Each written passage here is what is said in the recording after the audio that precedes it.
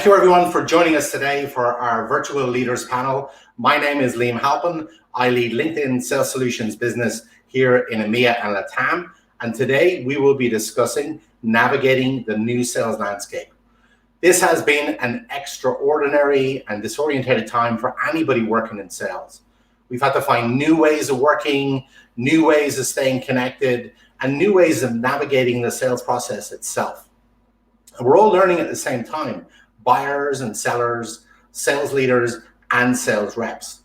And we can see some evidence of how hard and fast we're learning in the LinkedIn data that we can see on our platform. In the second half of March of this year, the total number of salespeople using LinkedIn Learning increased by over 83%. And the amount of time that salespeople spent on our platforms rose by over 144%. There's a real hunger for understanding how sales needs to change and how we need to adapt and apply our skills in these new circumstances. This panel discussion is part of that learning process. And it's as part of that learning process where we want to shift the focus slightly is to start looking forward. We're all of us dealing with uncertainty and unprecedented challenges. However, our businesses are still going to be depending on us to find ways to grow. Our sales team need us to provide them with confidence and a sense of direction in these very strange surroundings. And then the economy as a whole and lots of people's livelihoods depend on finding the right way to make this happen. We know that we're dealing with a new sales landscape, and I don't think anybody could have seriously imagined at the beginning of this year that this is what our reality would look like right now. Almost every business that we're likely to deal with has had its prospects and plans seriously disrupted. the way that those businesses make decisions may well be affected too. We just, again, looking at some LinkedIn data, just to give us an idea of how much things have changed, and importantly, how long-term those changes might be. Back at the beginning of surveyed LinkedIn members, just in the early days of this crisis. And already at that stage, 84% said that their work activity had been affected. 43% had, in those early stages, shifted their workforce to working remotely. And 54% of companies had shifted customer events to some form of virtual event. And then 52% of those people were spending more time on video calls like this one. The thing that stands out for me the most is that about 45% of people expect that this shift is in some way a permanent shift and a new way of working. And if you think about it, aspects of selling that we've always taken for granted, we now need to find new ways to do that. Face-to-face meetings are unlikely to be an option for the foreseeable future. We need to reach out to new and existing contacts at home rather than at work. We might need to adjust people working different hours, give them more flexibility. And across all of this, we're dealing with prospects and contacts who are themselves dealing with many different forms of anxiety and stress in their organizations. So it's no surprise that sales teams are finding it difficult to figure out right now in these circumstances. Our view at LinkedIn is that compassion is going to be a vital component in navigating this new sales landscape. Compassion is how we manage our own teams, and compassion and empathy in how we approach reaching out to others. It's also our view that we have to be humble about what we know and what we can learn from others. So it's in that spirit that I'd like to get this panel started and introduce the guests that I'm hoping to learn from today. Before I do, I want to quickly ensure that everyone has a chance to be part of this conversation. So please do enter your questions in the chat box, and we will try to get to as many of those at the Q&A that we're going to hold at the end of this session. So let's start with my colleague, Stephen Kang, who is our Director of Sales Strategy and Operations here at LinkedIn. You're very welcome, Stephen. Next, I would like to introduce Eric Dupuy. Eric is Chief Global Business Development Officer at Teleperformance. And last but not least is Lisa Cowan. And Lisa comes to us as a Director of Growth and Strategy at EQ Global, which is part of the Equiniti Group. You're all very welcome. Thank you. So amid all the confusion and change, we're starting to pick up some signals of the challenges that sales organizations and how businesses are thinking of approaching them in particular. We've looked at three key areas where we're looking at people navigating this new landscape and what it's going to involve. The first one is thinking about how we empower our teams and how we support them through transitioning to remote working and also remote selling. And for a lot of our teams, this is a new dimension. We're also looking at, how do we strengthen existing customer relationships? This was a priority for all our businesses prior to the pandemic. It just feels even more of a priority right now. And then importantly, how do we now think about acquiring new opportunities? And many leaders have shared with me that this is one of the areas they feels like the biggest challenge of all. So I'd like to ask my guests about each of these in turn. And Lisa, I'm going to come to you before I kick off. Tell us a little bit about your role and tell us a little bit about Equiniti for those people who may not be as familiar with you as we are here at LinkedIn. Okay, so thank you, and hello to everyone who's tuning in today. So Equiniti provides business critical services, including international payments. That means that employees, suppliers, pensioners can all be paid no matter where they are in the world. So we're having an interesting experience in that because we're business critical, we've had to make sure that we can uphold all of our service level agreements, regardless of the fact that 5,000 employees have moved from office working to home working in this period. And so we're finding, there's a lot of learning going on, which I'll be happy to share throughout the call. Fantastic. Thank you, Lisa. Eric, going to come to you. Tell us a little bit about Teleperformance. Good morning, everyone. My name is Eric Dupuy. I'm the Chief Business Development Officer for Teleperformance Group. Teleperformance is a French company that was founded 40 years ago, and we are the global leader in outsourced customer experience management. Basically, we are the link between the main brands and their client, managing all the remote interaction through voice, email, chat, social media, whatever. We are a group of 330,000 people spread across 80 countries. And last year, we achieved 5.4 billion in sales. My role in Teleperformance is mainly to lead the sales and marketing and solution team and to manage the acquisition of new clients. Excellent. Thank you, Lisa. Thank you, Eric. Lisa, coming back to you, just to ask you a question. Could you help us understand what have been the impact on demand in the industry in which you operate? So there's two kind of things to call out here. So the first thing is a change in how we communicate. So we have we have a frontline team that are on the phone. We have field team that are out on the road, and then we've got management that are kind of coordinating everything from offices. And of course, many offices are on voicemail at the moment, and so our frontline phone call team don't have anyone that they can call. So being able to be in touch with people at the right time has taken on a whole new dimension. So that's one challenge: how to reach out to people. But I'm surprised and kind of interested to share that we have had an increase in inbound activity. I think because we're known for these core activities of payments, and people see Equiniti as a safe pair of hands. A lot of companies are looking to us to provide an extension to the service we already provide. So there's been an increase in demand in some of our core activities. But where we were starting to branch out into new markets, we've had to pause and kind of redeploy our efforts. Interesting. So the shape and size of your funnel is changing, and also you're thinking about focusing on your core customers versus new venture.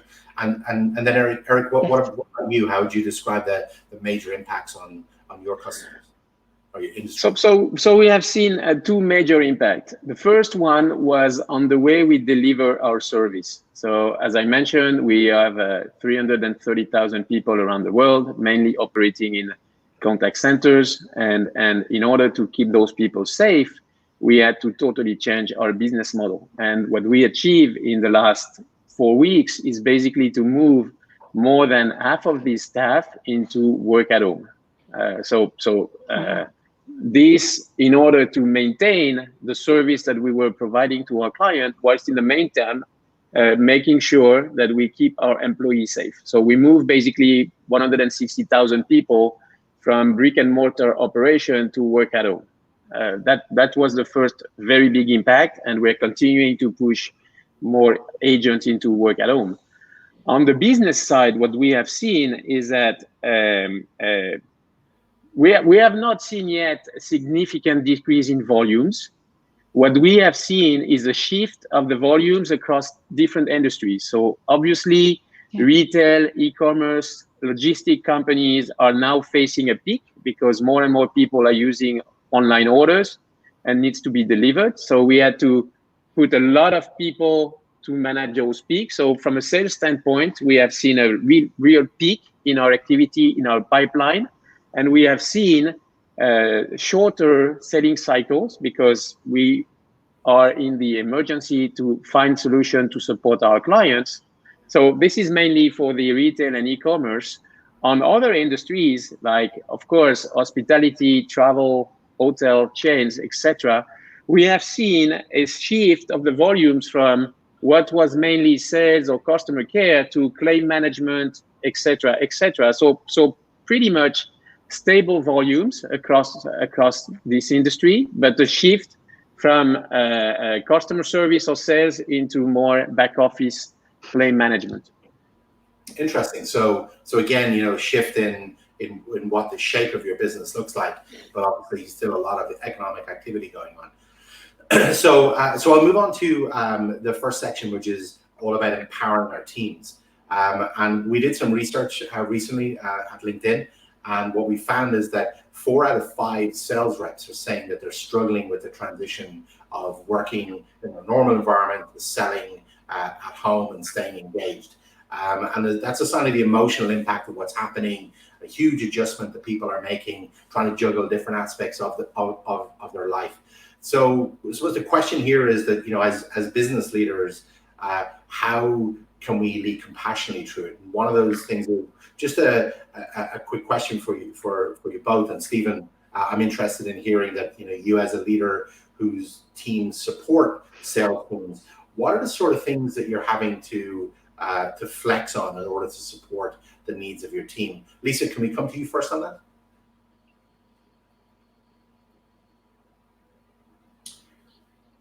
Yeah, I can think of, and maybe some solutions that we're looking at. So obviously I mentioned the frontline sales team not being able to make phone calls anymore.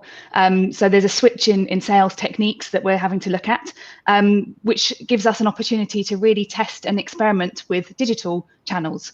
I think one of the things that everyone is interested in is having a purpose. And if you're a salesperson who can't call anyone, what's your purpose? What's the value that you add to the business? So we're redefining, how value is created and what purpose means in terms of different sales teams. So, for example, another example is that we have some deals that are really strong in our pipeline and are at an advanced stage where we've built a relationship before the lockdown started. And so we're bringing in those frontline salespeople to be part of something that they haven't been part of before, in order to maximize our productivity, but also to have that compassionate approach of making sure that everyone has a purpose, everyone knows that there's something they can do to move things forward at this time. And then the final thing, just as another observation, is that we're looking at, we know at the moment our pipeline is also fairly solid, but we're expecting to have a bit of a dip in May, June, where the volume of activity has obviously been lower in this lockdown time. So we're also looking at how we can maximize the activity when things start to move into a more faster paced momentum. I think we're in a slightly slower pace at the moment. So we're looking at how we're building the pipelines, how we're getting ready to be able to make a high volume of calls when such a thing is possible. So those are just a few things that we're looking at.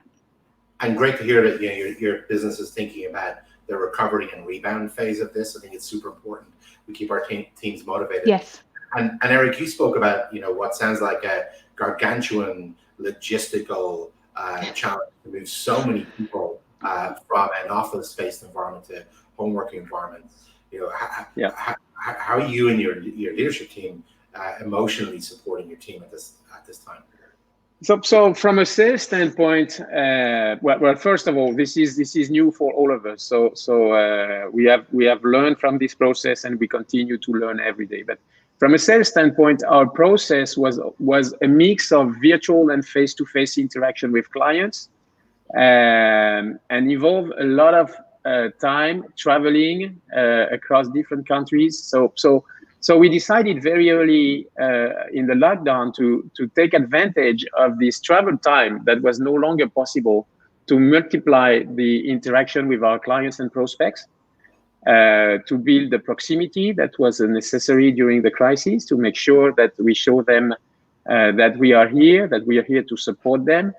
We are here to help them to face the crisis and to support them during the entire process. So what we have seen is that we have seen a multiplication of the interaction with our clients and prospects. By the way, as our process, as the face-to-face part of our process was linked to a lot of travel, what we see on the client side is that they also have time because they don't travel to talk to us, and they are easily accessible and more open to engage on dialogue about what it means for them personally, what it means for their company, and how we can work together on fixing the issues. So what we have seen is a pretty strong pipe. Our pipeline was very strong. We have seen a significant increase in our pipeline, and through those multiple interactions, we've been able, in the first phase of the crisis, to manage the emergency, what I mentioned earlier, meaning moving more than 150,000 people from traditional operation to work at home. And in the second phase, as the crisis matured, we've been able to discuss about the future. What was the impact of such a crisis on their business, and how we can start to build solutions for the future, that will be resilient enough to face this type of crisis without the up and down that we have seen in many business. So a pretty strong number of interaction with our clients. We're getting closer to our clients. We've built that proximity that will hopefully help us to build the future. Great. And then Stephen, just talking to you, then your people are supporting the sales managers, supporting the sales directors at LinkedIn. What are the sort of things that you've seen your team having to flex to in terms of continuing to empower our sales teams here at LinkedIn? Sure. I think to start, it's about leading with compassion. I think these are unprecedented times, and the team are having to deal with situations they've never had to deal with before. So it is about leading with compassion and understanding the environment in which they're working in. And with that, it's about listening and understanding and hearing and trying to understand what some of the challenges are. We also think about helping them to prioritize. So how should they think about industries that are impacted and where they may be wanting to spend their time differently from today? And then second, communicating regularly. There are a lot of changes that are going on in the business, and making sure that communication is happening regularly. The how, if you think about our setup, we actually have the foundation and have had the foundation to operate in a remote working type of environment. And so it's really leveraging the channels that we have today and leaning into them versus necessarily creating something new. So whether it's our CRM, we use SharePoint and Teams to communicate, really leaning into those and making sure the communications are going out to the team in terms of what's changing, what's available. Great. And then, another question in this area around empowering teams is that, quite often sales teams are a tight-knit bunch of people. You're looking at, on average, in most organizations, a sales manager, frontline sales manager will have 8 to 10 people working for them. They're meeting regularly, socializing together. So have you a sense of how that is working for teams, or how are they continuing to keep that team bonding together in 2 dimensions? I suppose, one dimension would be the formal interaction of running the business, and then the second thing is the informal. How do you keep your company culture going? How does that team stay together as a bunch of people who win together? Lisa, any insights that you can share on that? Yeah, I mean, it's not so easy to pop out for a coffee with the team or a celebratory glass of bubbly with the success. But we're using video a lot in order to cheer each other on, to celebrate, to share how we are. In terms of kind of a leadership style that I find valuable, I've always thought that communicating and listening is crucial to any sales process, both in terms of how you manage your team, but also how you communicate to your audience. So I think that as a foundation has been really valuable at this time. So it means that we've had a strong foundation to build on with video calls, with regular messaging, with daily contact. So all of those tools have been brilliant. A question I have, or a curiosity, is about if we're in the virtual world and that's the norm, so you don't have the basis of that interaction that you've had in the beginning. How do you sustain that going forward? Our business is doing wonderful things. There's wellness updates, there's fitness updates, there's everything you can imagine. People sharing pictures of their pets and their family, their homeschooling. So we're using Instagram, Twitter, and online websites, internal websites, in order to kind of share the home life and the balance and the challenge that everyone's doing. But I am really curious to see how we make that a long-term kind of sustainable way of working. That's an interesting point, is that we could actually end up in this situation knowing more about our colleagues and having a deeper understanding of them as individuals as a result of having to flex. So it's super interesting. Eric, what about you? What in such a large organization? What are you seeing? So as Liza mentioned, we use a lot of video nowadays. What we have done that is different from what we were doing before is that we created virtual commercial war rooms, where basically we have sales, marketing, and support joining daily or weekly war room calls where we share what we have seen, what's happening, to be in a position to adjust and be very agile to the ongoing change. In those war room, we monitor closely. So as we operate globally, we monitor closely what was happening in China to be able to anticipate what will happen in Europe and in the US or in Latin America, and be ready to engage with our clients on how we're gonna support them facing this crisis. So we again look at the maturity of the crisis across the different countries. We try to get as much information as possible from China, so we can again be extremely proactive in how we handle the challenges in the other regions. And in this war room, we have seen that even though we work remotely, the team are getting closer and closer, and I would say closer than ever, because we have those daily, weekly calls on a global level, on a regional level, and on a local level. And as a sales leader, I mean, I think it's our responsibility to be part of those calls, whatever you call them, a war room, a scrum call, or whatever, and to go down into the organization. So personally, I lead the global war room, but I attend all the regional war room, and I go down to the local level, and I multiply as well the one-to-one interaction with the salespeople to support them, just to get some news and see how they're going, and to keep that proximity. So basically, what we apply to our clients and prospects, building that proximity, just listening, taking care, showing that we are here to support and here together with them. I try to build the same internally with my sales team.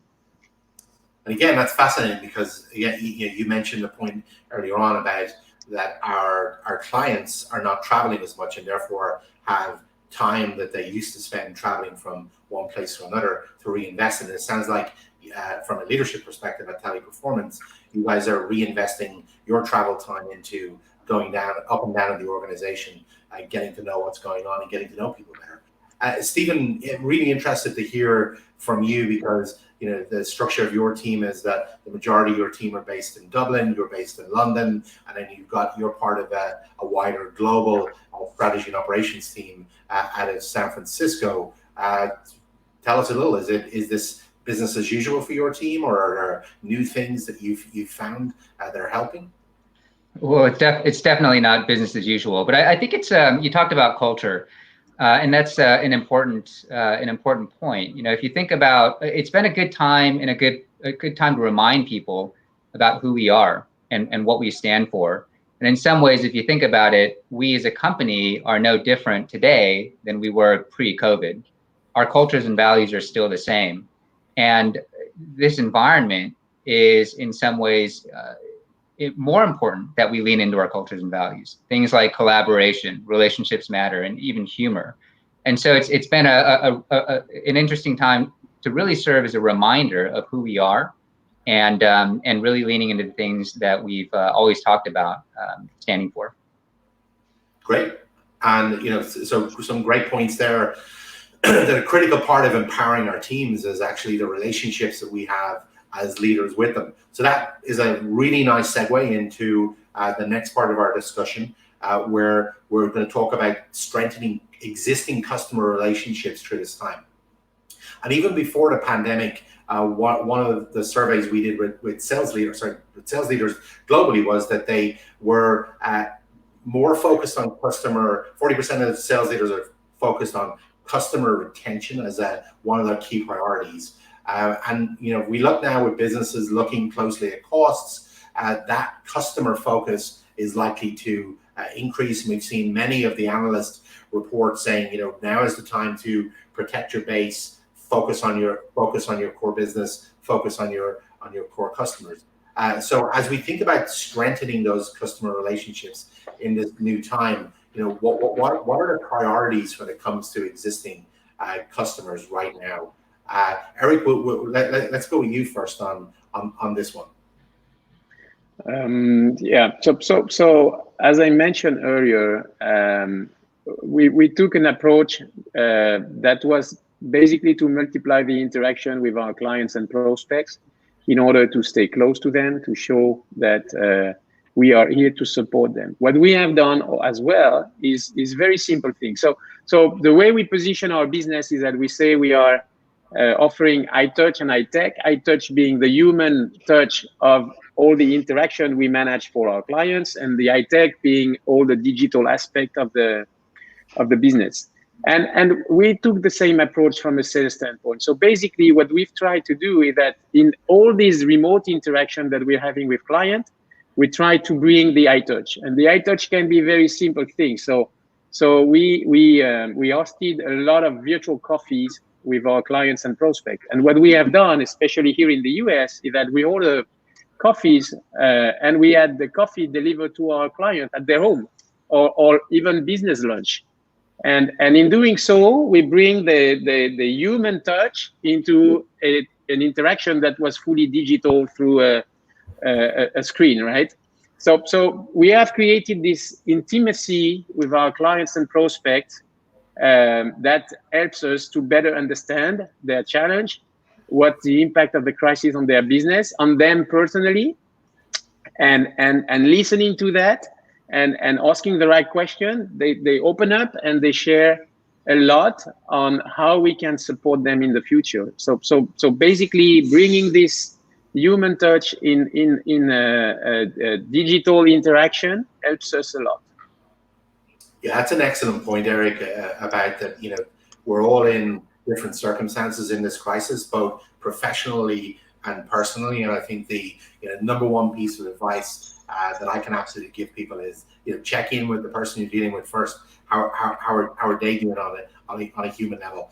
Lisa, fascinated to hear your opinion on this. I love the point you just made, Eric, about the virtual coffee being made real. I'm going to think about how to implement that. Thank you. So we have a pretty punchy target at Equiniti of 100% customer retention. So no challenges there. And the reason for that is 80% of our business comes from that existing client base, and our growth comes from the 20%. So of course, being a sales leader, we have that responsibility on our shoulders for creating that additional 20%. So one thing I also appreciated something that was said earlier about the spirit of being humble. Equiniti, one of the benefits of our business is we have lots of different types of offering. So we can learn from different industries about how they're using our various offerings, and then we can share that knowledge when we have those interactions with our clients. But also we can learn from our clients, how they're responding to the situation. I was on a really interesting prospect call yesterday. It's a really, I won't name the name, it's a very big opportunity, it's very important to us. And we were able to have an hour and a half of time of the senior management. So it was a great conversation, but the first 20 minutes of the call, which was about, solution design and the problems that we were going to solve. But the first 20 minutes was all about how we're all adapting to the situation. And because we as a business have got a number of people who are still working in offices, and we're having to make sure, of course, that we keep those people safe. Being able to have a grounding of a conversation about how we were dealing with that strengthened trust between us and the prospect. And it was very interesting that at the end of that call, they expressed their desire to really work with us, which is something they hadn't done until this point. So I think that ability to really listen and to use other bits of the organization to share insight and knowledge and then be able to pass that on to the clients, that's one of the things I'm seeing is really valuable at the moment. And again, that's when we spoke about how you're empowering your team, and we touched on that this is a time when deeper relationships are being built, and it actually sounds very, very similar on the customer side that having, you wouldn't normally 6 months ago we wouldn't normally have had that time at the beginning of a session like that, be it face to face or be it virtual. So I think that's fascinating. Stephen, I'm going to pivot to you in terms of not just a sales-based question, but as we're running our businesses now in the virtual environment, quick conversation on what tactics and techniques that you're using to connect, and then also importantly, how important is video for A, you running your team, and B, supporting the rest of the organization? Sure. So I'll start with video. Video has been a big part of how we've done business for a number of years now. And so we'll continue to lean into video and use video. Our sales teams are accustomed to doing that. In terms of tactics around how we communicate and how we share and how we connect, it is using video, but there are other forums. Ultimately right now, people are hungry for information and they're wanting to learn. They're wanting to understand how to navigate this new environment. And so platforms like the one we're on right now is a useful forum to connect with customers and prospects and share blog posts and other materials are ways that we've been leveraging to be able to connect with our customers as well. And then just a quick, Eric, from your organization, again, having that many people, I assume video is a big part of that. Yes, no, absolutely. So video was already heavily used, but it's now the new normal. So what is interesting is that we also realized that a lot of things that we were doing face to face can be done in a very effective manner through video. So I think that this will change the way we manage a business moving forward. Great. And then, Lisa, I'm going to change the question slightly for you. Sure. So as much as video is great, we've also seen some articles published in the last week about the additional stress that puts on people. Any tips or tricks in terms of mixing it up, video and other forms?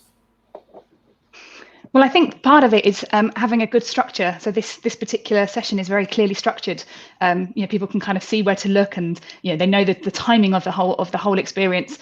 So I think not just using video too much, being very precise about and strategic about the use of it is one thing to consider.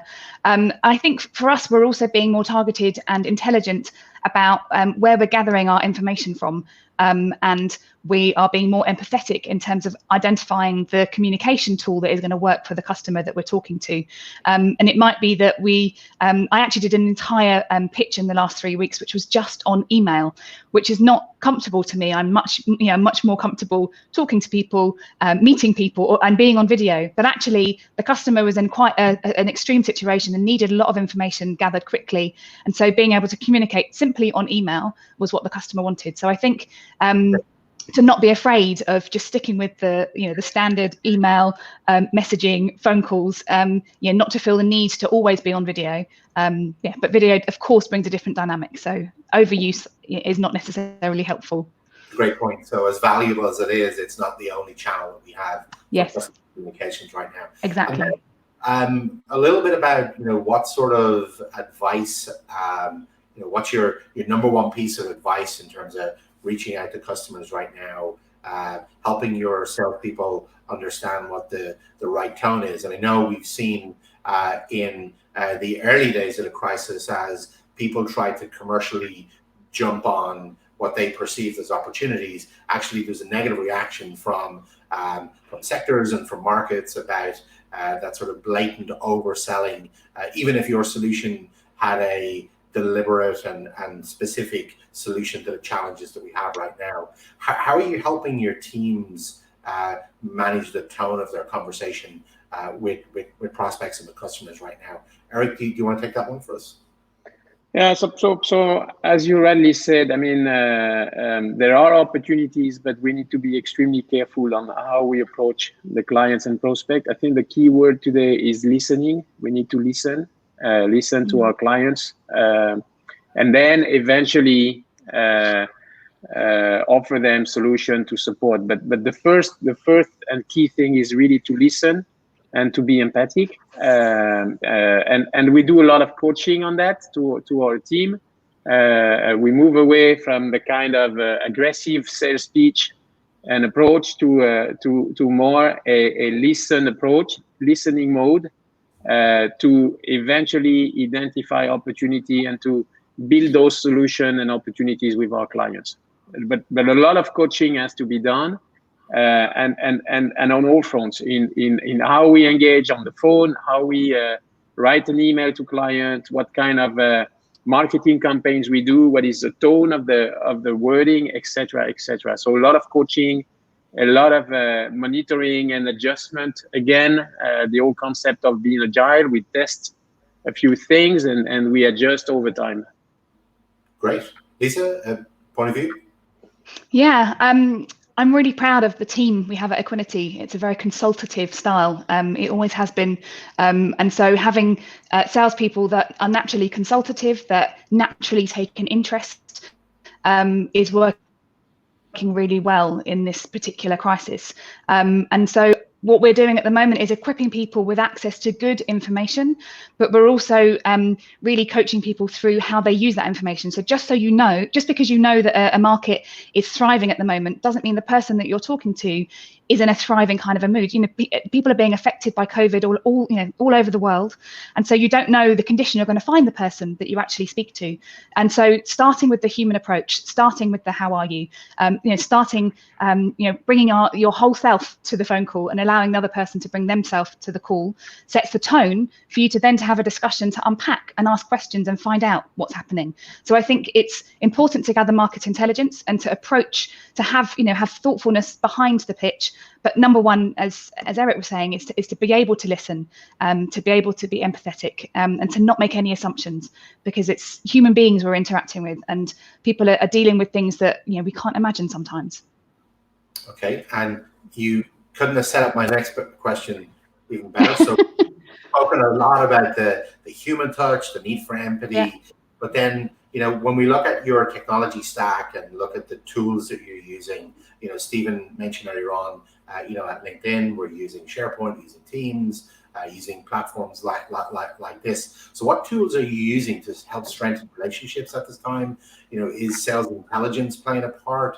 Help us understand where sales technology is helping you right now. Eric, you want to take us on that one? Yeah, sure. So we're using Team heavily. We're using Zoom, obviously. LinkedIn and Sales Navigator have been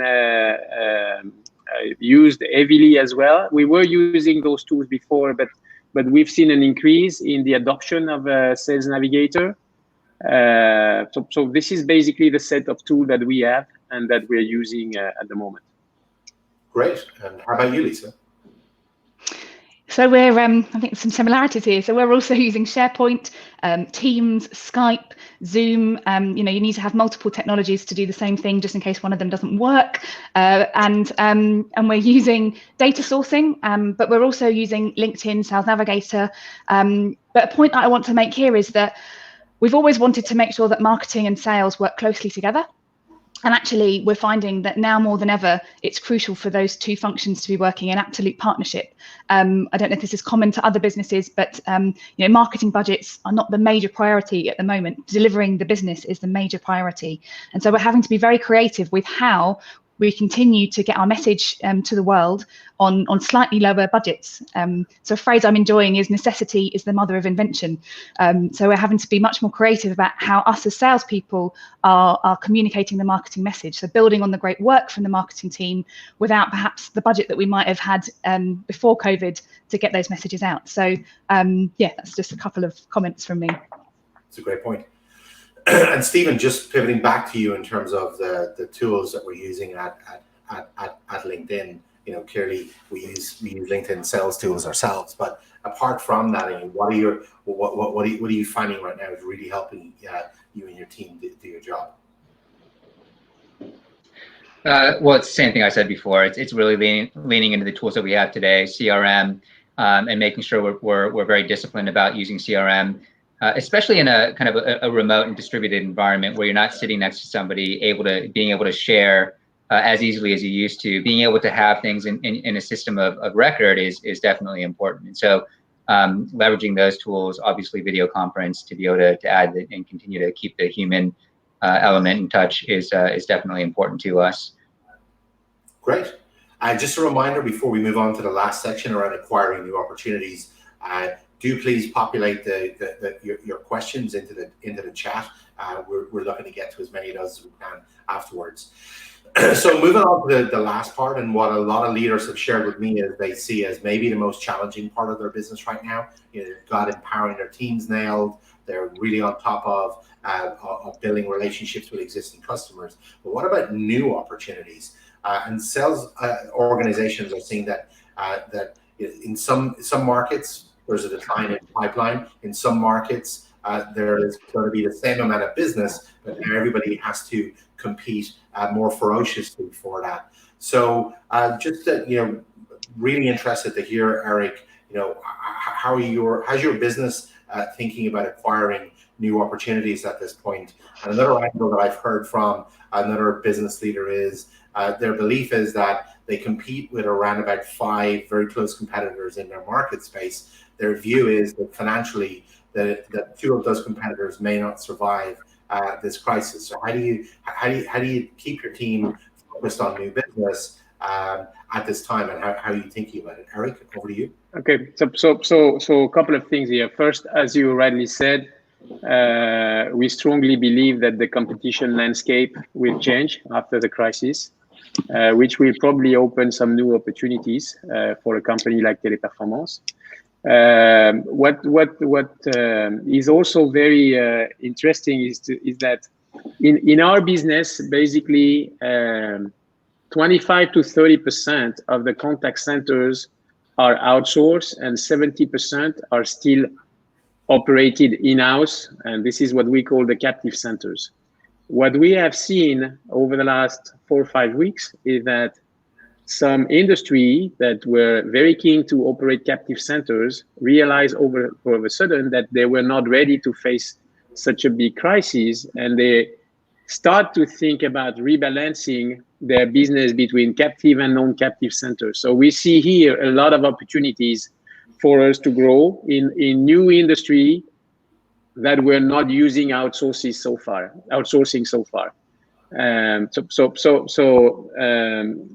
That's the second thing. What we have done as well is that very early in the lockdown, we decided to provide guidance and support to our sales team about how to face the crisis and the immediate need of our client to get support and to get the service continuation, but also how to start to think about what will be the next new normal and what will be the next topics that clients will want to discuss with us. And we have identified several topics that will be critical for companies. One of them, for example, is that a lot of companies in retail or FMCG have plenty of field salespeople. And in order to relaunch their business after a crisis, if those salespeople cannot be on the field, they need to find alternative solution to continue to sell. And we're building solutions to replace field salespeople by remote salespeople to ensure B2B sales is relaunching pretty fast for those companies. So we see new opportunities in specific verticals and specific activity that were not managed remotely, that can be managed remotely after the crisis. So we provide our team with guidance on how to work on that. We faced this into 4 different phases. One was, okay, the first 3-4 weeks, we need to support the client, manage the emergency, and then we start to plan for the future. We call this phase planific action, meaning we need to plan, but we have no time to plan to be perfect. We need to remain in action and to adjust our plans as the crisis is moving on and as our clients are ready to move to the next step. So this is how we approach it. But overall, we have seen an increase in our pipeline, and we believe that we will see more opportunities after the crisis coming from, again, companies that were not used to outsource or new activity that can easily be managed remotely. That will increase our portfolio of service. And that's interesting, Eric. What you say is that this seems to be challenging some long-held perceptions that some of your in these captive centers that previously didn't consider outsourcing. So people are being forced into thinking about business differently. Lisa, you said earlier on that, if I picked you up correctly, that you're seeing an increase on inbound interest in your company, driven by the high reputation that your business has. How are you prioritizing that business as new business opportunity?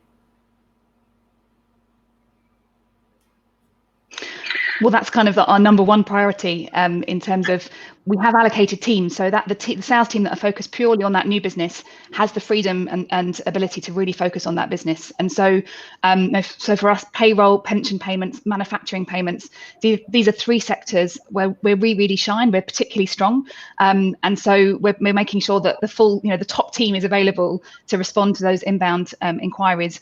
But we're also using the learning that's coming in from those inbound inquiries to generate the marketing collateral that can help support us to drive new acquisitions. So sharing the message of what we're being asked for and making sure that other businesses in those sectors know that we're open for business and able to supply those services. But I think in all of this, you have to keep driving new business.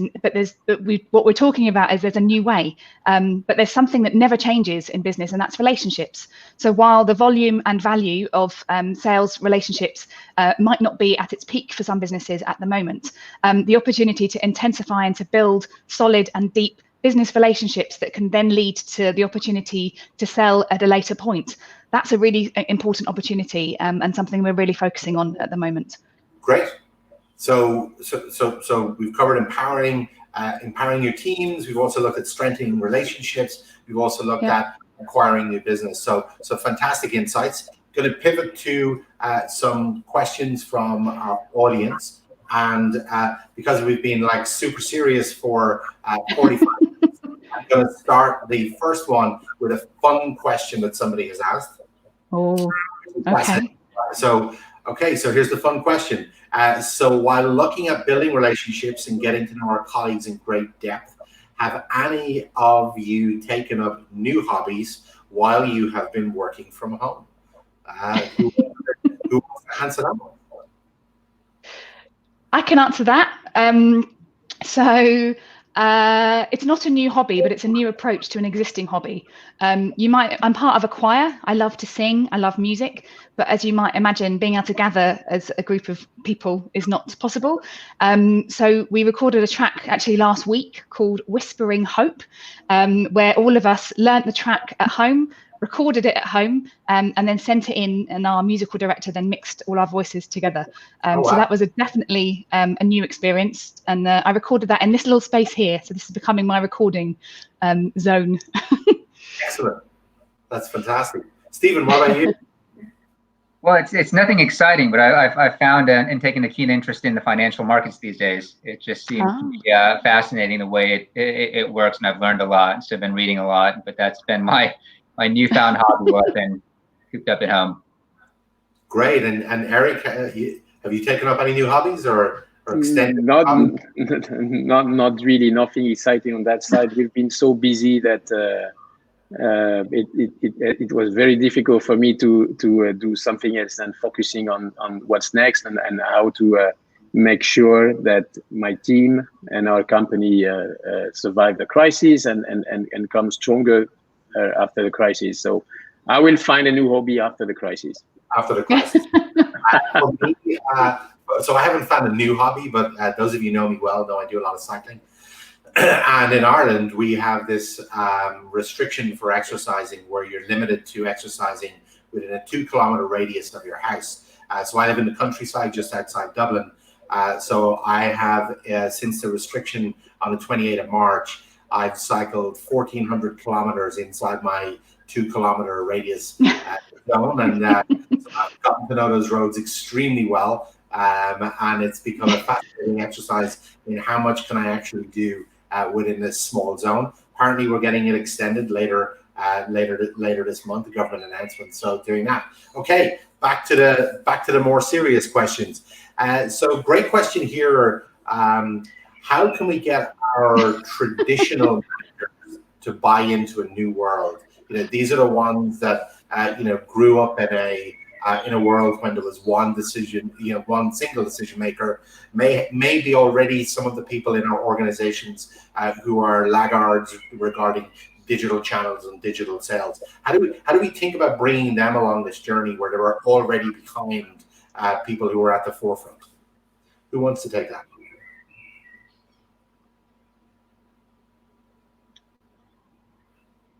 Well, I can give it a try. Well, I think that before the crisis, many companies were talking about digital transformation, but not really acting on it. I think that the what's next is all about digitalization, and that it's no longer an option, and that all companies will have to go to digital, and that most companies will have to rethink about their business model. So this will create a more adoption of digitalization, new technologies, automation, etc. So I don't see that as something that will slow down after the crisis. I see the opposite. Okay, how about you, Lisa?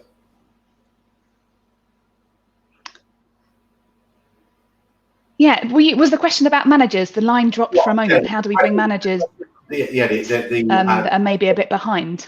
How do you bring those managers, question? Maybe digital skeptic managers, how do you accelerate them on this journey now that we've got this new reality? Yeah. Being, why are they skeptical? Often people are skeptical because they're scared of change. They don't understand the implication. They maybe feel that they'll be exposed in some way, because they won't be able to keep up. So I think one element is to understand what is creating the skepticism, and go on a path of education. I mean, one of our tools was going to turn 4 days of work into 30 minutes of work, which from a productivity point of view was amazing. But those that were doing that work were a bit worried that they would lose their job. So we had to do some work to ensure that actually people would understand that their contribution was valuable. There was work for them to do, but the way that we're all going to work is going to be different. So I think taking that one-to-one approach, being prepared to educate, understand. Okay, cool.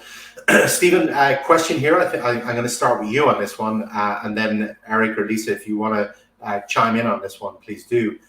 So Stephen, question here on forecasting challenges. So as somebody who works in sales operations and strategy, as forecasting is key to the business strength, how do you suggest we approach developing accurate forecasting?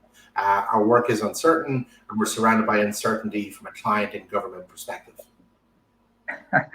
That is a very challenging question. I think the environment is fluid. Things are changing. I remember early March, every week news was changing about what the economic outlook was going to look like, and it continues to change. So forecasting is going to be a challenge for, I think, some time to come.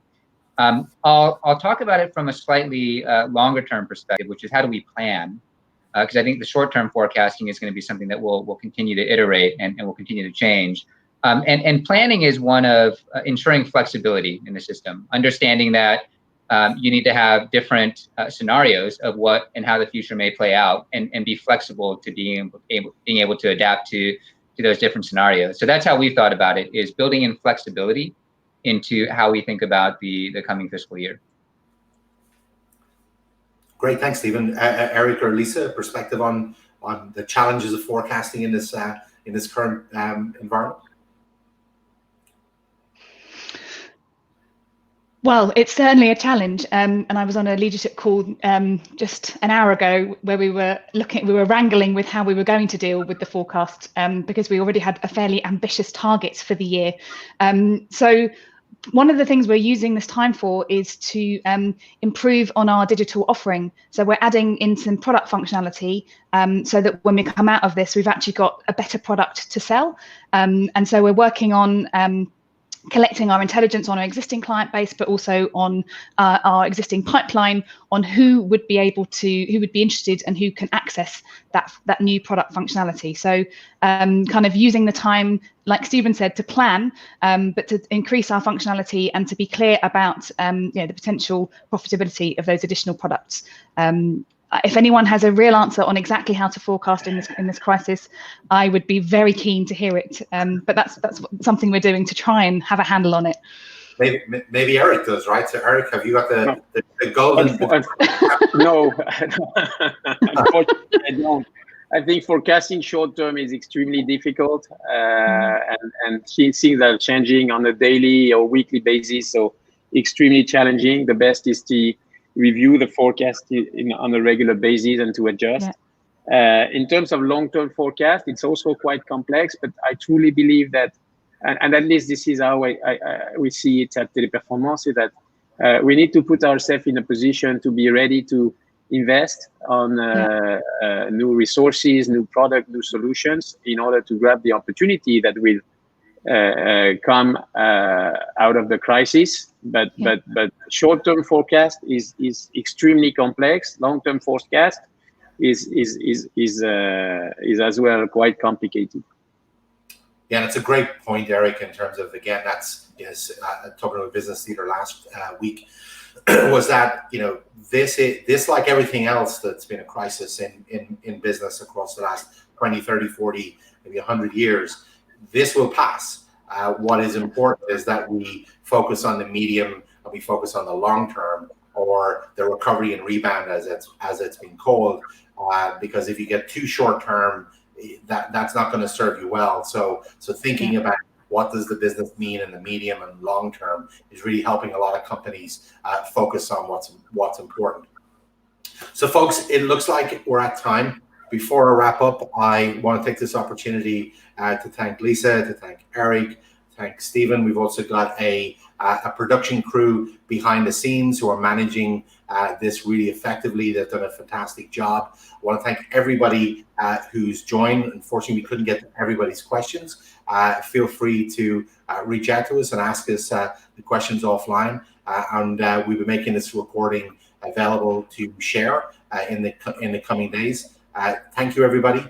Stay safe out there. And thanks again for joining us. Bye for now.